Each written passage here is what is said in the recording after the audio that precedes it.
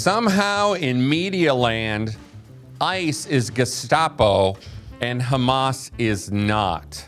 Welcome to the NewsBusters podcast. I'm Tim Graham, executive editor. Joining me today, MRC-TV managing editor Brittany Hughes. Thanks for having me. And Jorge Bonilla, news analyst and Radio Libre talk show host from, what is it, DeSantistan? What do we call it? We can call it the DeSantistan. Most people call it the free state of Florida. It is great to be here as always.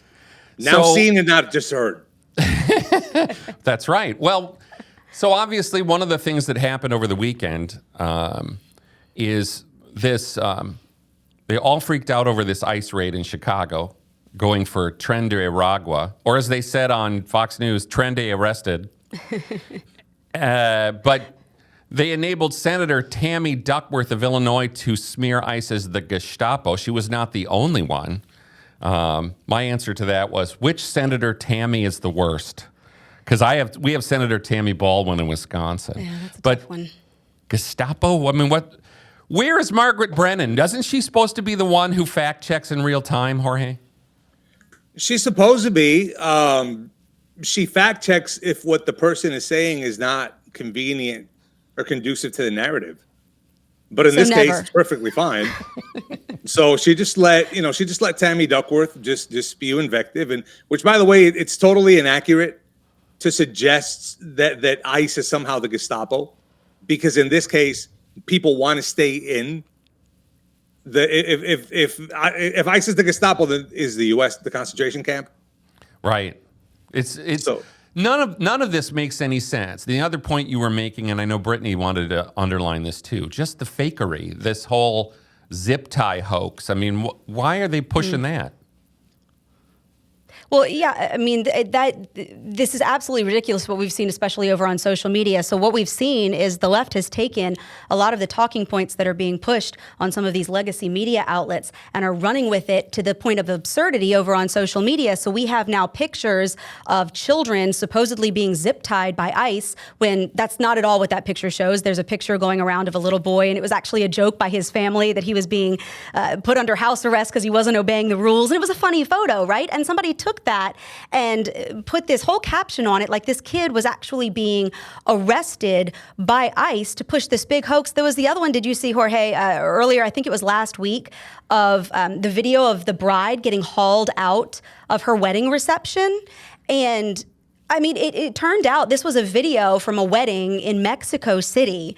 And the whole entire thing was a joke. So she had, the local police come in and pull her out of this wedding, and the groom is laughing, and all of the audience is laughing, and it was a total joke. And somebody managed to grab that clip and then accuse ICE of coming in and arresting a bride at her reception. And what we're not seeing is any pushback on any of that fake news, but the left continues to run with this idea of ICE as the Gestapo, and it all gets fueled up into this idea that we're living in fascist America, and it's not true. Well, what that does is it engenders, unfortunately, it fosters violence, and that's the purpose of it. That's why people step up and compare ICE to the Gestapo, compare Trump to Nazis, compare MAGA to Nazism, compare Stephen Miller to Joseph Goebbels, because the whole purpose is to dehumanize and give the left, some deranged nut job on the left, incentive to go shoot up another ICE facility like what happened a couple weeks ago in Texas. So it's deranged.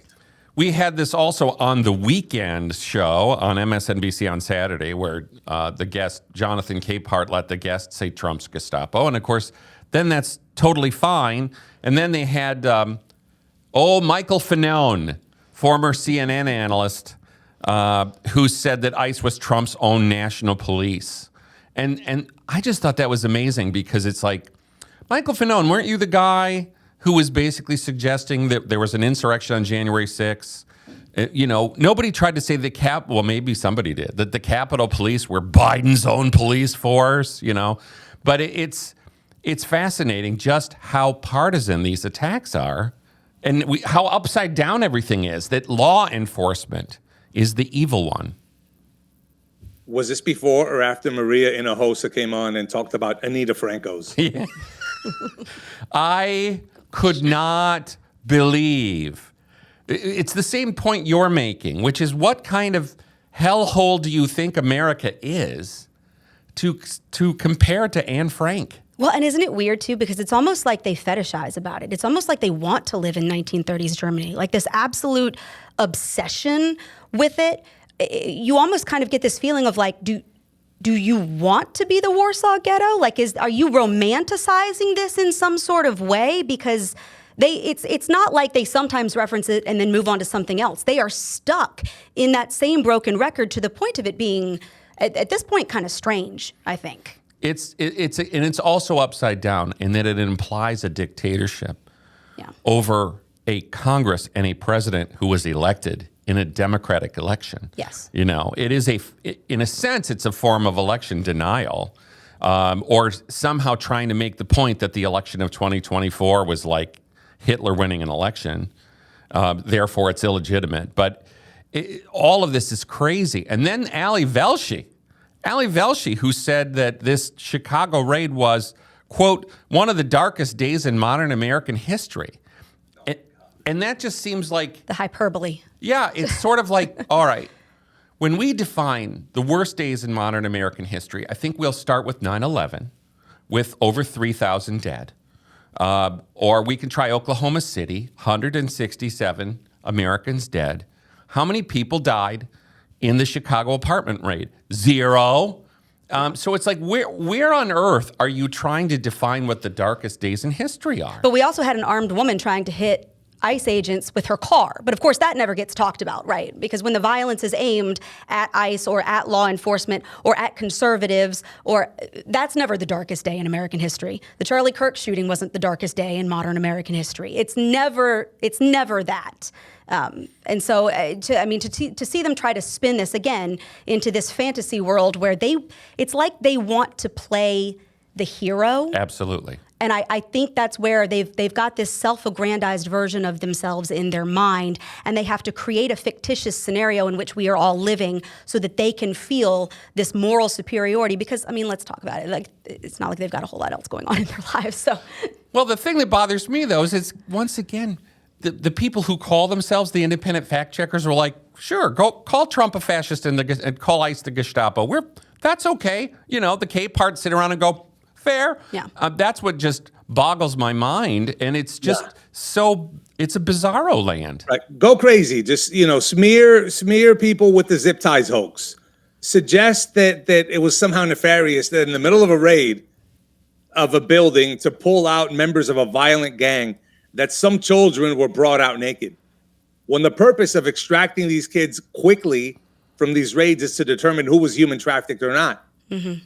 But in the purpose of enforcing our laws, there's this whole demonization.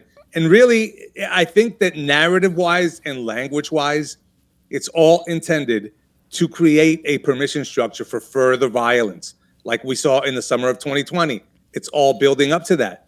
And I saw this at the beginning of the administration, where they were doing this when they began with this language with the LA raids, which was the first major hit. And I said then, they're going to try and use ICE raids to create another summer of 2020 and a George Floyd moment. And clearly they're still at it. Well, and Velshi's whole discussion was that you're waging a war on the American people. That's the other thing that's just simply not true. Illegal aliens are not the American people, and they will use these terms like they're raiding our neighbors. And it's like, they might live next to you, but they're illegal immigrants.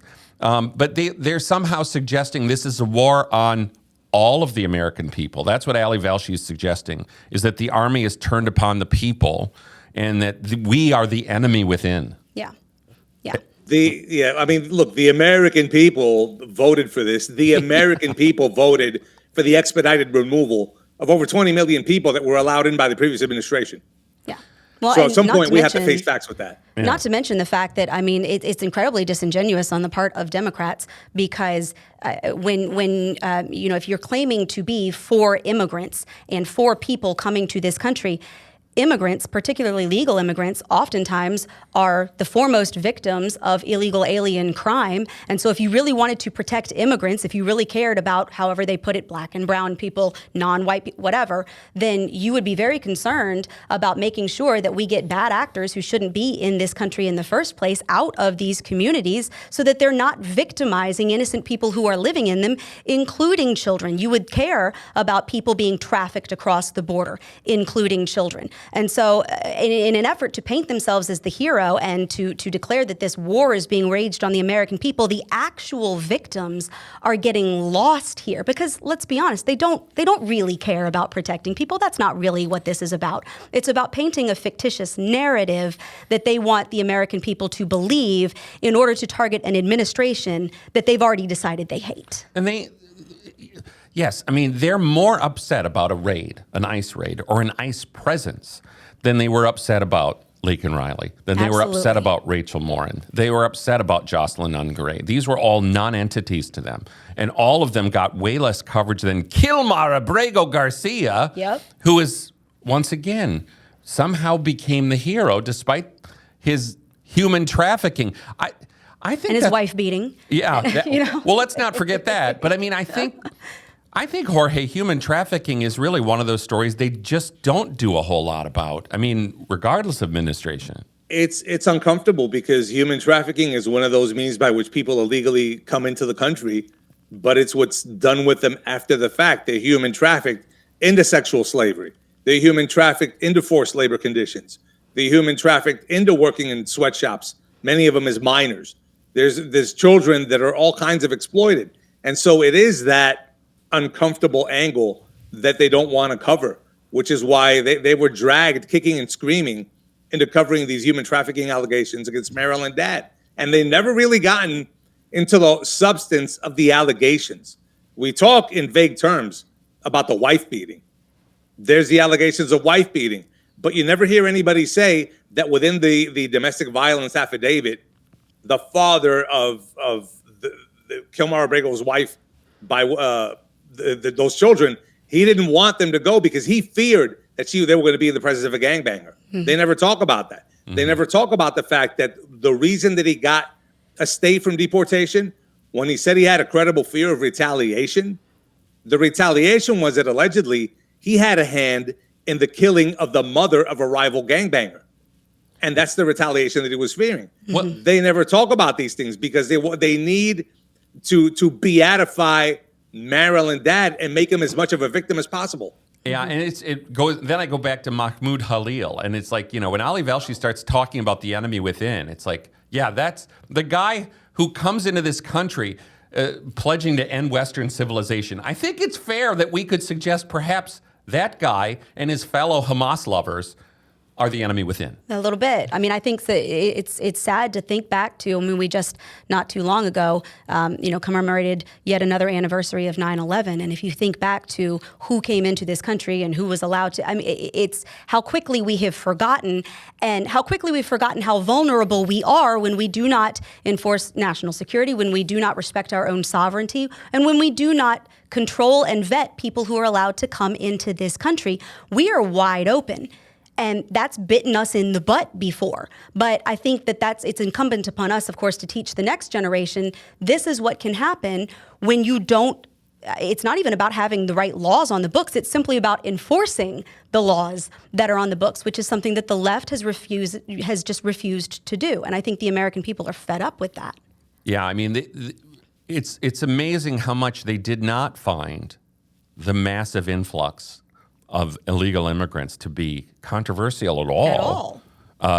And they would let the Biden people, that Mayorkas would come on and say, there is no border crisis, like it's a Jedi mind trick. Well, and do you remember when we just had the illegal alien who flipped the truck This was a couple months ago, who flipped the truck in Florida because he was doing an illegal U-turn over a median in the middle of a highway. And here he is, he's driving a semi. He should never have been behind the wheel of a semi. He did not speak English. He couldn't even read the road signs. And he ended up killing, I think it was three people. And what was the media narrative immediately after that? Oh, Donald Trump is, trying to change the rules so that people who drive trucks have to speak English. And I'm sitting over here going, yeah? And? Why is that controversial? That's ridiculous. In a sad bit of irony, the three people that were killed in that accident were also allowed into the country illegally by Joe Biden in 2023. And now they're dead. And it was a tragedy from the top down. And it was absolutely horrible. And you just sit there and you think, if your takeaway is that we shouldn't be changing the rules or enforcing the rules that are on the book, that if you are going to be operating with a commercial driver's license, you need to be able to speak the language of the land so you can at least read the dadgum road signs. If your takeaway is that is the problem, you are fundamentally broken. Yeah, that's where, but this is wokeness. This is the whole... This is not about... Rots your brain. It's not about legal or illegal. It's about you hate brown people. You don't like foreigners. It really is based on that idea of we're morally superior to you. I think that just infuses everything here. Yeah. It does. In every aspect of culture, whether it's culturally, whether it's politically... you said it, I think you nailed it. It is brain rot. There's no other way to describe it. And I have kids that are in that preteen age, and that's how they describe things nowadays, as a brain rot. That's exactly what it is. The woke mind virus, it takes the brain, takes the culture, takes everything and just absolutely corrupts it and destroys it to the point where we think it's bad and it's terrible that people who come into this country should have to learn the language and learn the customs and learn the laws and learn the rules of the road. Literally. Before they get behind, literally before they get behind this is basic stuff we're talking about here. And wreak havoc on our roads. And that's not the one case. There's many such cases like it. That one just happened to be of notoriety because it happened in Florida, because we don't put up with that sort of thing in the state of Florida. And it happened like on the Florida Turnpike, just north of Miami. So it was going to draw significant media attention. And that's why it happened. But it's just terrible all around. Well, we have to underline it didn't attract the media attention we were looking for. It was something the networks did not want to cover. And there was video. There was enough local attention and that it went viral, and that shamed the networks into covering it. Yeah. So speaking of culture, let's turn to Saturday Night Live this weekend. Had Bad Bunny hosting. Real name, what? Benito Ocasio. Should be Benito Ocasio-Cortez, I think. But obviously, yes, the NFL named him the Super Bowl halftime entertainment. My joke on Twitter was, well, I'm going to turn the channel from the rapper, whether they do English or Spanish. That's just making fun. Jeff Dickens is all like, our side doesn't know the famous hip hoppers. And I'm like, yeah, they're just not as famous as you like. Great. I just know Kendrick Lamar as Obama kisses up to him because he wants to appear really hip. Jorge, you had your opening piece on this laid out a bunch of stuff before we get into the Saturday Night Live piece about what you think the NFL is up to. Well, look, on the one hand, as I laid out in that piece, it's a terrible pick, but it's also a brilliant pick. If you look at it from the brain-rotted culture that we live in, where the NFL is trying to go global and expand and hit markets in Latin America and hit markets in, I think their biggest fan base outside of the continental U.S. is in Mexico. They had an opening, one of the opening games this week was in Brazil. So it makes sense within this brain-rotted culture that they would bring the most famous brain-rotted star and put him on that platform and give him that platform. On the other hand, I think it's terrible. It's a terrible representation of the Hispanic community. It is not inaccurate. If you look at what, quote unquote, the fabricated Latino identity is. And on this, my friend Mike Gonzalez from the Heritage Foundation has done some great scholarship on this. But if you look at the creation of that fake Latino identity, which was bankrolled and financed by woke foundations. Sound familiar? In the 60s, what it did was it created this whole culture of supplicancy, mostly immigration supplicancy, but also of a separateness and an alienness forever separate from the mainstream of America. When the fact is that Hispanics have been in this country since before the Revolutionary War. Hispanics fought in the Revolutionary War, fought in the Civil War, fought in every major war. The hero of Mobile Bay, David Farragut, his father fought in the Revolutionary War. George Farragut, which is an Anglicization of Jordi Farragati Mesquida from Menorca. Huh. So yes, the Navy's first admiral was Hispanic, the hero of Mobile Bay, damn the torpedoes, full speed ahead. But we've got Bad Bunny saying, he won't tour in America because of ICE. And then it's like, oh, but I'll do the Super Bowl show in Saturday Night Live. Oh, yeah, absolutely. That was a whole op. The whole thing with Bad Bunny is a psychological op. Okay. And as far as ICE, I've done a little bit of research on this. I've done a little bit of homework on this. His residency tour in Puerto Rico, they began squaring that away in August of 2023. Before Trump was even elected to office, they knew that they were going to do 30 dates on the island of Puerto Rico and probably not do any concert dates on the continental United States. Important to remember, Puerto Rico is a part of the United States. It is an unincorporated territory. People are free to go. It's not a separate country, no matter what the brain-rotted culture would like you to believe. And so he knew from 2 years ago, they knew that they were going to do these 30 dates on the island. ICE had nothing to do with that. Mm-hmm. The likely reason that they weren't going to do dates on the continental U.S. is because of poor ticket sales in places like the Target Center in Minneapolis. You can purify yourself in the waters of Lake Minnetonka, but you're not likely to go to a Bad Bunny show if you live there. And it was an empty house. It was an empty venue, so they canceled that show. Mm-hmm. Many others like it. Bad Bunny is a phenomenon in major cities. He can sell out in New York. He can sell out in Philly. Maybe Houston, Dallas, maybe LA, Miami for sure, Orlando with a large Puerto Rican community for sure. But in some of these other cities, he's not going to go into Eau Claire, Wisconsin and bring the house down. Hey, or Milwaukee yeah, for that matter. Well, okay, you don't like rappers in big puffy dresses and makeup and diamonds down their face showing.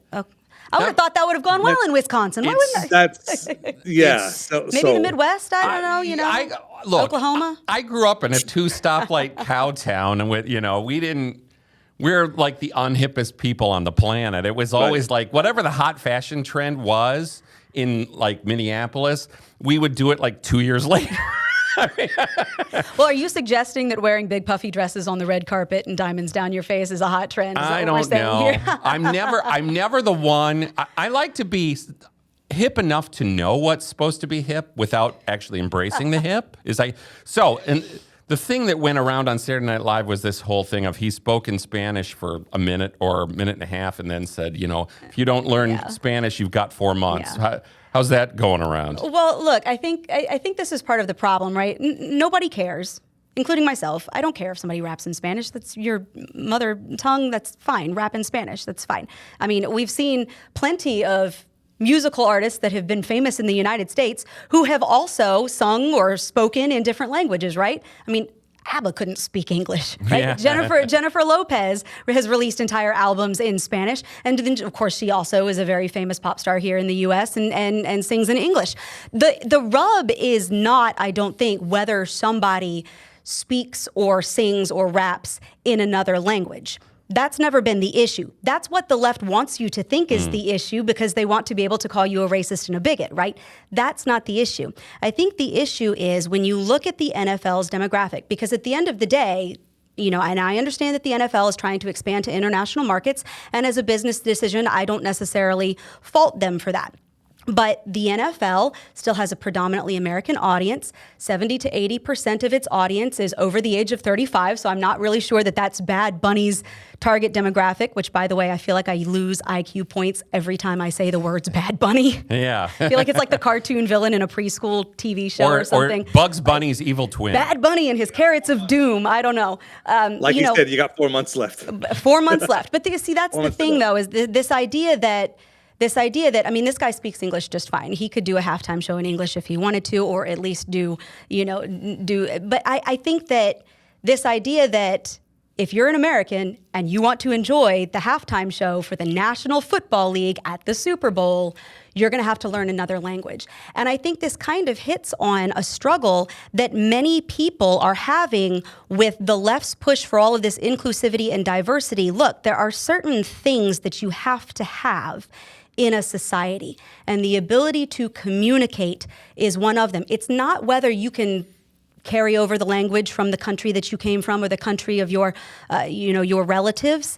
But just like we were talking about before, you have to be able to read the road signs. You have to be able to communicate with first responders. Communication is key.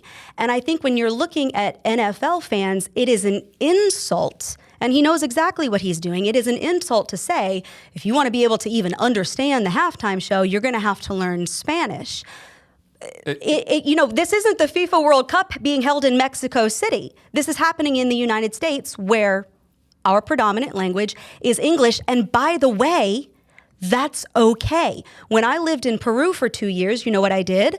I learned Spanish. I did not expect the people there to be able to speak English to me. If I came across one who did, then great. But that was not my expectation, because that wasn't their language. And that's okay.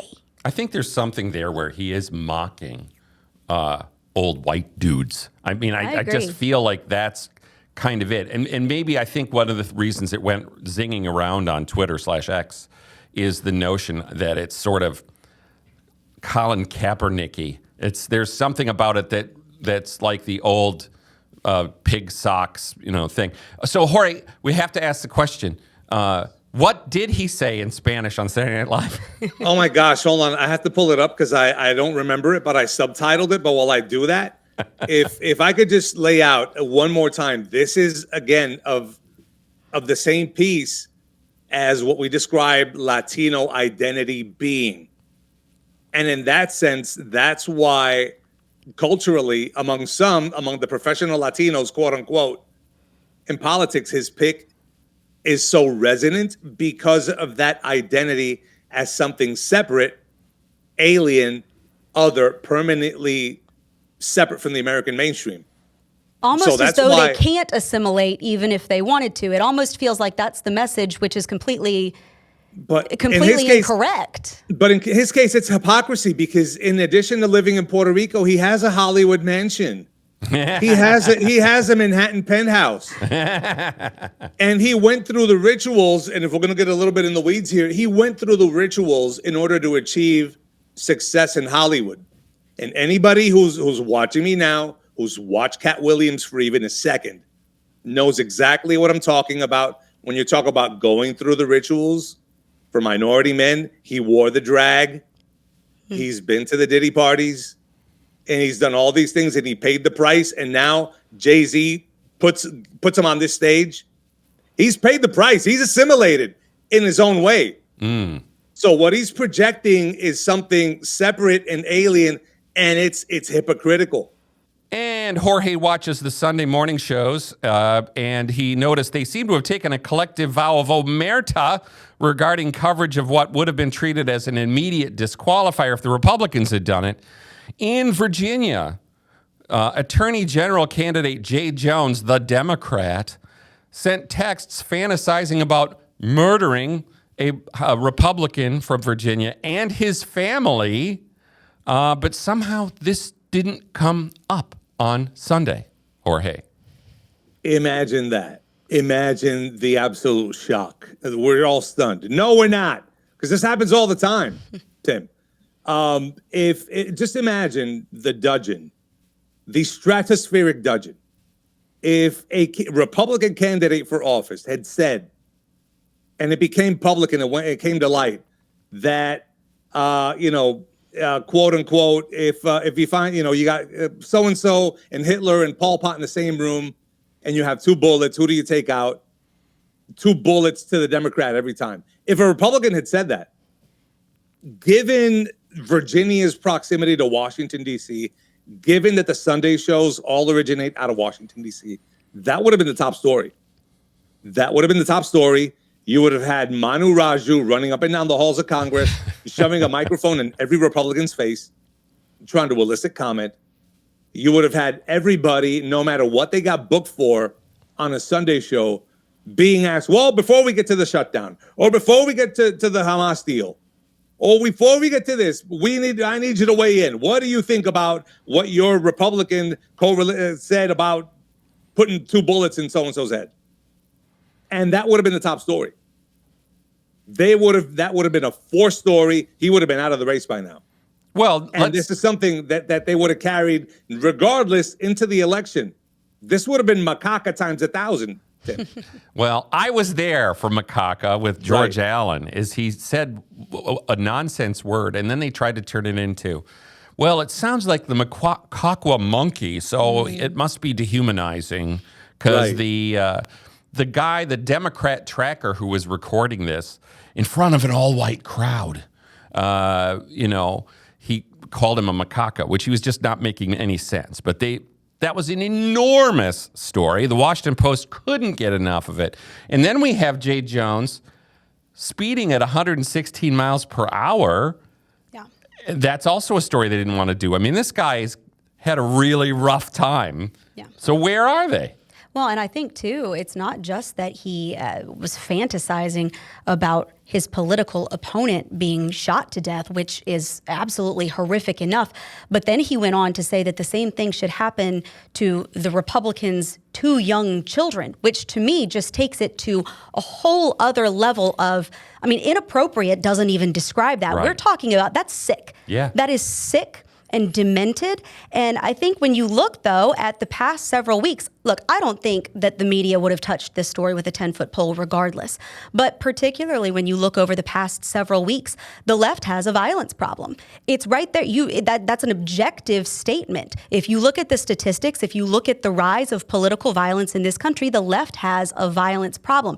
And the media is absolutely refusing to call it out. They are refusing to report it as it is. I mean, think about it. 2 seconds after Charlie Kirk was shot, we had people suggesting that maybe it was a fan firing in celebration, or maybe it was some MAGA right-winger who didn't think Charlie Kirk was conservative enough.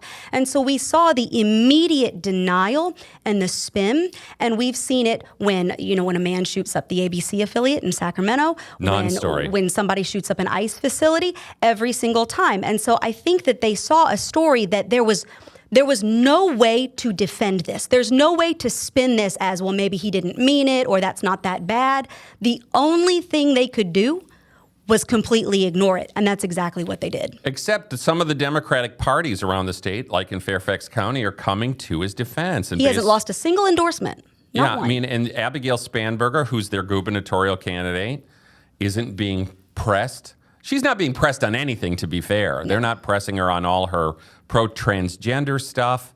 Anything that comes out that could be damaging. Radical abortion agenda. I mean, pretty far left. And they're running this constant ad, Jorge, which you haven't seen because you're not here in Virginia. But they have this constant thing of Winsome Sear saying, "I am speaking," and they make fun of her like she's pompous. She has to be making fun of Kamala Harris. There's just no question in my mind. She's making fun of Kamala Harris, and they're, once again, if we did this the other way, it would be racist. Absolutely. But since the Republic... Absolutely. Because, I mean, if you look at, I don't care what race you are, you shouldn't be fantasizing about your political opponent and his children being shot to death.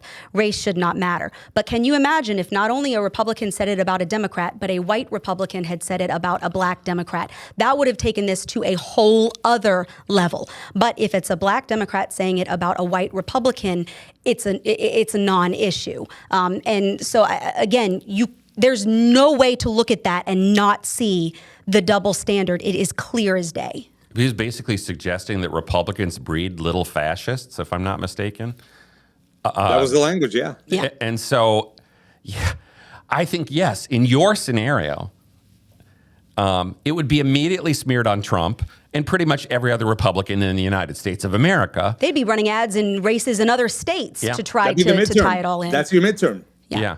I mean, so this is the double standard. And that is that it's not just a violence problem, it's a viciousness problem. And that the left is so arrogant that they always think that their the idealistic ones? This is not idealism. Yeah, I think you're right. The word for it is sick. It is. It goes back to the moral superiority that was referenced earlier. The moral superiority in their view justifies this level of violence. And that's really why they don't talk about it as much. And when the media doesn't cover it, then it becomes complicity with the cycle of violence. Yeah. Well, it's the narrative. The narrative is our side doesn't do that, and when it... Except for all the times that they do. Except when a killer has a clear leftist motive, Yeah. we're still not sure. He wrote anti-ICE on the bullets, but that doesn't mean he's anti-ICE. Police are still searching for a motive. Their motives may never be known. Yes, I mean, even in the horrible case of the Mormon church shooter, it was quite obvious by choice of target what the motivation was. We've now discovered he hates the Mormons. You don't say. So, I mean, this is one of those things where you just have to say, why can't reporters just accept what's obvious? And the answer is because it contradicts the narrative. So, to keep up with all we're doing, make sure you check out Brittany's videos. They're very popular. And Jorge is, of course, writing for us and keeping us up on MRC Latino. For all of it, you come to NewsBusters once, twice, 24 times a day. Thanks for listening.